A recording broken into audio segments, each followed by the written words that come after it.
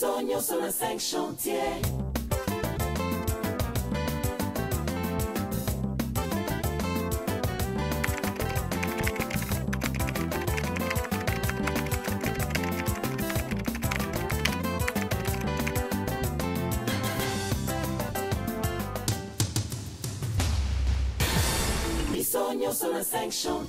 Les poids de l'histoire du Congo, quel héritage.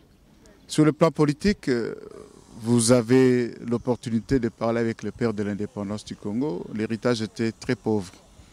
Nous n'avons hérité que d'une dizaine d'intellectuels de l'époque. Ceux qui s'en étaient suivis après les 5 premières années après l'indépendance ont montré que politiquement, les Congolais n'avaient rien hérité, sinon la guerre, sinon l'art de s'entre-déchirer. Et qui a fait que l'économie, le reliquat que les Belges avaient laissé sur le plan économique, les infrastructures qui étaient constituées, sont détériorées. On le dit, on n'a pas encore eu le temps de le vérifier, que la situation du Congo, le Congo tel qu'il était en 1960, si les choses avaient évolué normalement par rapport aux paramètres économiques qu'on avait, par rapport aux paramètres socio-culturels qu'on avait, le Congo ne serait pas loin, serait entre le Canada et l'Afrique du Sud. À partir de 1965, le Congo a vécu des dirigeants politiques qualifiés de bâtisseurs. Les bâtisseurs pour quels mobiles? Quels étaient les mobiles de choix des projets qui étaient réalisés à ces moments-là, pendant cette période-là? Prestige politique ou besoin d'apporter une réponse appropriée aux préoccupations de la population?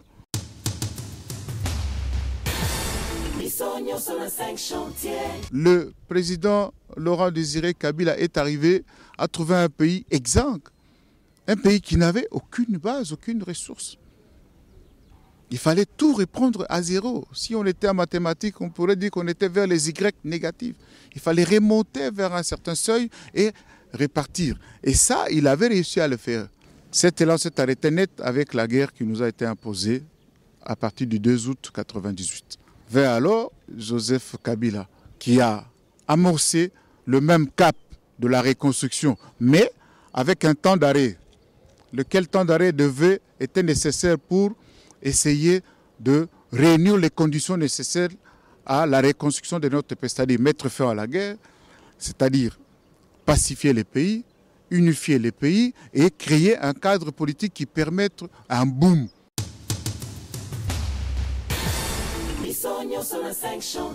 Les 5 chantiers, c'est un cadre. Le grand problème, c'est le choix. Les contenus. Quels sont les choix optionnels? Quels sont les chantiers de ces 5 chantiers, de ces 5 volets de ces 5 chantiers? Quels sont les programmes à inscrire? Est-ce pour le prestige du président Kabila?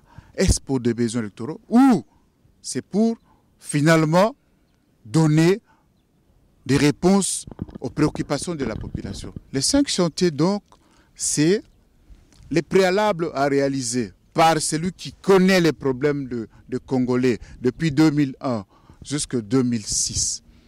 C'est celui qui sait que pour atteindre finalement son objectif, il y a 1, 2, 3, 4, 5, 6 choses à faire dans le cadre d'un volet, d'une vision qu'il a communiquée à son électorat.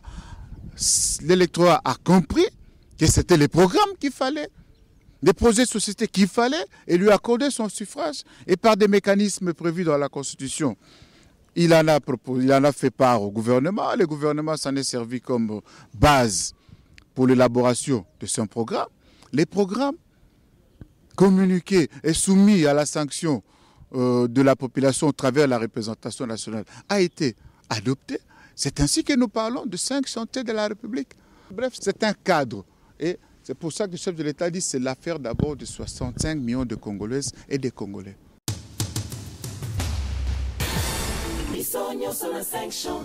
Moi, j'étais gouverneur dans cette ville, j'étais ministre de TP. Je suis un témoin privilégié pour dire que les choses ont radicalement changé, et dans cette ville et dans l'ensemble du pays. Aujourd'hui, c'est un miracle. Vous arrivez au rond-point Ngaba, il y a un taxi qui va à Matadi et qui arrive à Boma et qui rentre sur Kinshasa. Les chauffeurs rentrent souper chez lui le soir. Aujourd'hui, lorsque on faisait 10 heures entre Boma et Matadi, on fait 1 heure, 1 heure et demie. Quand on est paresseux, on fait 2 heures. Alors que partant, il y a quelques mois, on faisait partant de plus de jusqu'à plus de 10 heures pour franchir les 105 km. Dans chaque province, vous trouverez un témoignage des personnes qui vous diront que les choses ont radicalement changé. Lorsqu'on faisait 2-3 mois pour quitter Kisangani et arriver à Beni, aujourd'hui on les fait en une journée.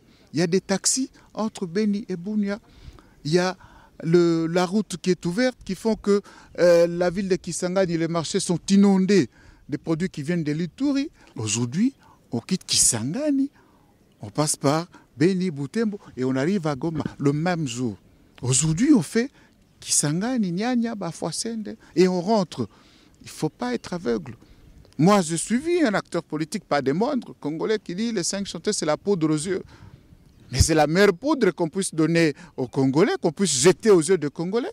Parce que c'est une poudre qui vous montre l'avenir du tourisme, l'avenir qui passe derrière les monts Ngaliemba. Modernisé, éclairé.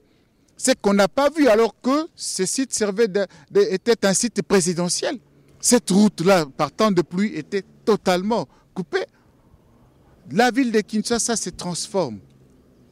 Aujourd'hui, moi j'avais dit le 20 janvier 2009, j'ai dit, prenez le temps de prendre des photos du boulevard. Parce que c'est cette image-là, coloniale du boulevard du 30 juin, disparaîtra sous peu. Aujourd'hui, on a, entre guillemets, une image futuriste du boulevard par rapport à 1960. Aujourd'hui, quand on passe qu'à Gemena, il y a de l'eau, et que dans 13 mois, les gens de Gemena se feront soigner dans un hôpital qui dépasse même le standing de l'hôpital Mamaemo. Je pense que aujourd'hui, quelle est la préoccupation du compatriote de Mbujimayi? Mais ce sont les érosions. La fameuse érosion Balabatitolo, les érosions de Moulamba Ampoyi aujourd'hui. Allez voir les unités de l'office de route. La fameuse érosion maréchale n'existe plus. Moi, je suis allé, j'ai accompagné le chef de l'État entre Mbujimayi, Kananga, mais je suis passé par Kabeya Kamwanga. Je vis les ponts Kamwanga en réhabilitation. Mais il fallait voir le bonheur de Bayanda. Ces compatriotes qui font du commerce avec des vélos.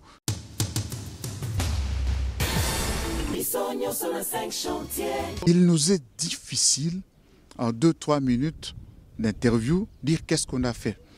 La seule chose que je vous dirais, je pense que la réponse à cette question se résume en cette même ligne.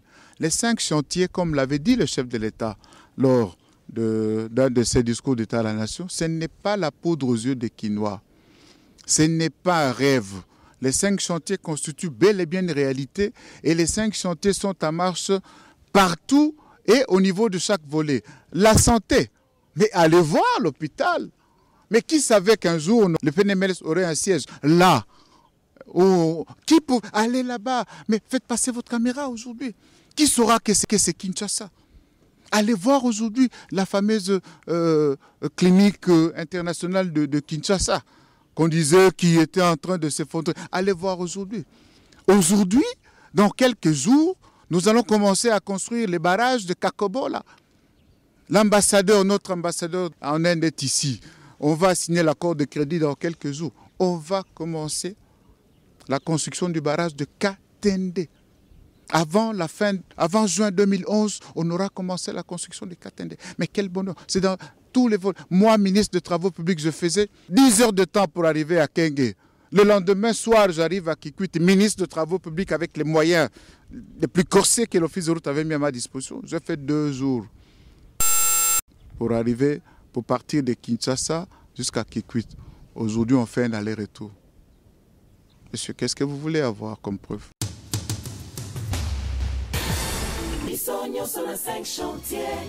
La pérennisation, c'est quoi? C'est la prise en main, l'appropriation par la collectivité propriétaire de l'ouvrage. Et ça, c'est un grand conseil. Vous ouvrez une page pour donner les conseils. Aujourd'hui, lorsqu'on a modernisé les boulevards, lorsqu'on y a posé les marquages au sol, il ne faut pas laisser le banc de sable couvrir ces marquages. Vous savez, la plupart des conducteurs ici ont appris à conduire quand la route était dégradée, il n'y avait pas de marquage. Aujourd'hui, c'est un produit nouveau. C'est pour ça que je vois, vous faites les efforts avec les sketchs, pour que les gens comprennent c'est quoi un passage clouté, qu'est-ce qu'il faut faire, la différence entre les traits contenus, les traits interrompus. Et ça, il faut bien que ces signes, ces marquages restent en permanence visibles. Et donc, les ouvrages doivent être maintenus par la collectivité propriétaire, les communes, sous l'impulsion du gouvernement provincial au niveau de chaque province.